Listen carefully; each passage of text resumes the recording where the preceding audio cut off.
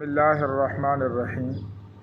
قرآن پاک کی یہ آیت ہے وَأَيُّوبَ إِذْ نَادَىٰ رَبَّهُ أَنِّي مَسَّنِيَ الضُّرُّ وَأَنْتَ أَرْحَمُ الرَّاحِمِينَ۔ حضرت ایوب علیہ السلام نے 18 سال چارپائی پر گزارے۔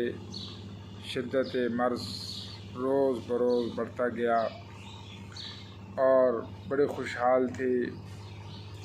درجنوں نہیں سینکڑوں کے اعتبار سے بکریاں، مال مویشی، یہ ساری چیزیں ہلاک ہوتی گئیں اور روزانہ کے حالات ظاہری اعتبار سے ابتر ہوتے چلے گئے۔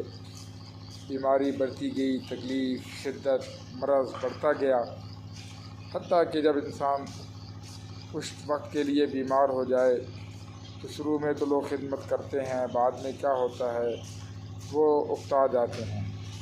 ماشاءاللہ ان کی بیوی ان کی خدمت گزار تھیں، تو اس بیماری میں جو دعا پڑھتے تھے وہ اللہ کو اتنی پسند آئی کہ اللہ تعالیٰ نے اس دعا کا ذکر قرآن میں کیا اور اس دعا کو باضابطہ ایک دعا کی صورت میں اور قرآن کی آیت کی صورت میں نازل فرمایا کہ یاد کرو اس دن کو جس دن حضرت ایوب علیہ السلام جن ایام میں بیمار تھے یہ دعا پڑھتے تھے انی مسنی الضر وانت ارحم الراحمین۔ اے اللہ مجھے دکھ اور غم اور تکلیف جو پہنچی ہے یا اللہ تو اس سے میری جان چھڑا، تو ارحم الراحمین ہے۔ بہت پیاری دعا ہے۔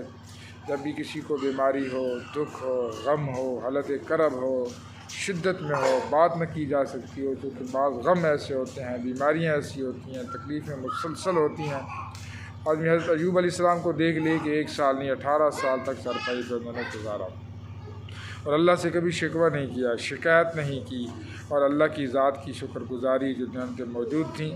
تو اس لیے آج اس دعا کو معمول العمل بنائیں، اٹھتے بیٹھتے چلتے پھرتے، اور خصوصی طور پر 313 دفعہ ایک جگہ پر بیٹھ کر یہ دعا پڑھیں اور ذہن میں یہی رکھیں کہ حضرت ایوب علیہ السلام کا نقشہ ذہن میں رکھیں، اور اللہ ہی شفا دینے والے۔